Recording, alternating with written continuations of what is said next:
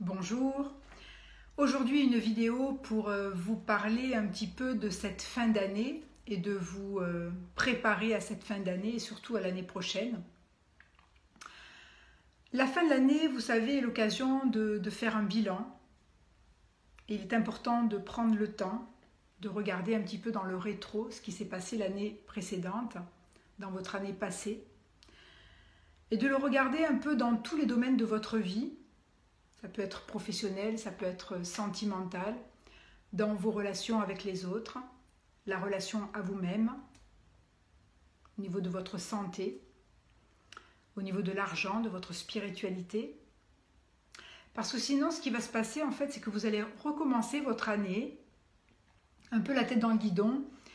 Et j'aime bien exprimer une métaphore souvent.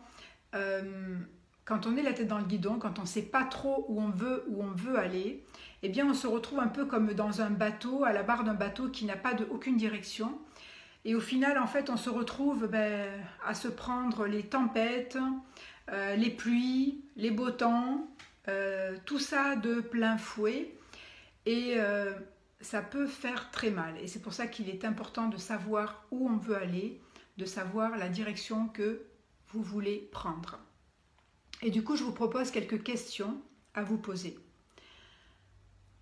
Est-ce que vous voulez la même année? Ou est-ce que vous voulez la changer cette année et faire de nouvelles choses? Qu'est-ce que vous avez mis en place cette année qui vous a fait du bien, qui vous a fait avancer? Qu'est-ce que vous pouvez reconsidérer? Qu'est-ce que vous pouvez changer? Apprenez à regarder vos réussites. On a tellement appris dans nos conditionnements du passé à ne pas regarder nos réussites, nos avancées, les choses qu'on a fait de bien, les choses qu'on a réussies dans notre vie.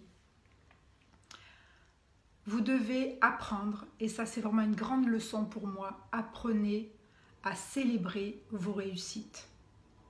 Apprenez à justement activer ce pouvoir de gratitude par rapport à vos réussites, par rapport à ce que vous avez vraiment, ce que vous avez ici et maintenant, et vraiment arrêtez d'être dans la victimisation, arrêtez d'être comme des petits enfants qui tapent des pieds, qui n'ont pas ce qu'ils veulent, ou qui ne sont pas contents parce qu'ils n'ont pas réussi les objectifs qu'ils s'étaient mis, parce que souvent, bien sûr que la barre elle est souvent trop haute.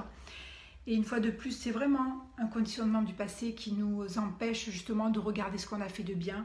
Et si vous voulez avancer avec gratitude et surtout avec estime de vous-même et avoir des choses nouvelles dans votre vie, eh bien apprenez à célébrer vos réussites, apprenez à muscler cette énergie de gratitude pour ce que vous avez réussi, pour ce que vous avez autour de vous.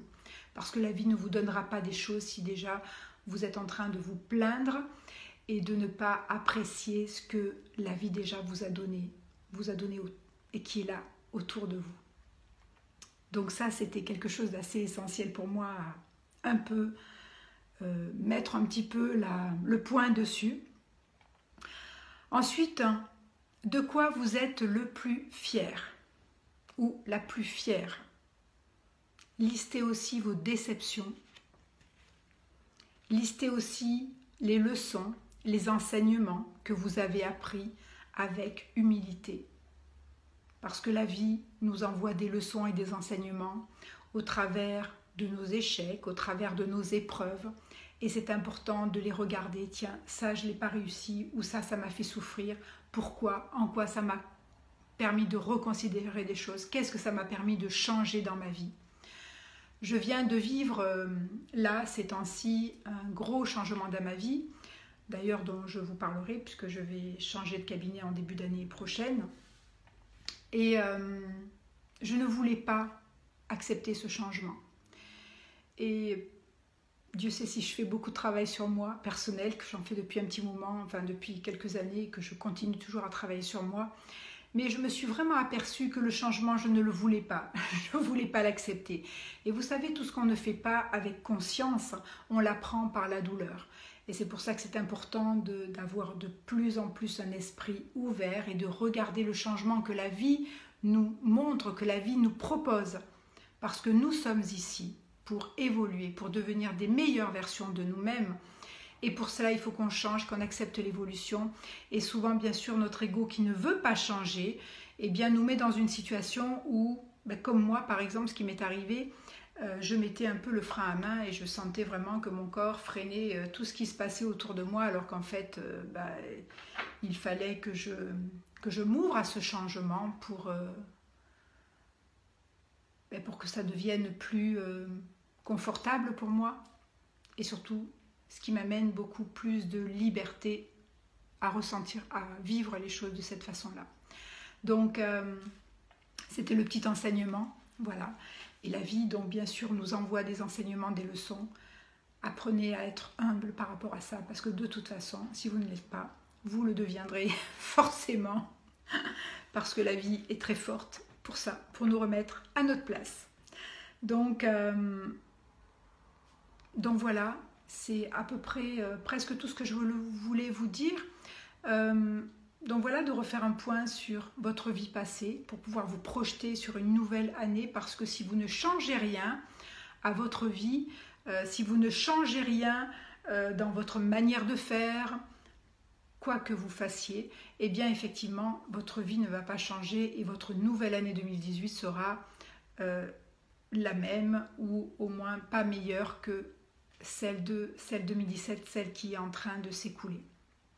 En tout cas, bien évidemment, c'est ce que je vous souhaite du fond du cœur, d'accepter le changement, accepter tout ce qui se passe, tout ce que la vie vous amène, d'être ouvert, parce que c'est quelque chose, quand on a un état d'esprit comme ça, on devient de plus en plus libre.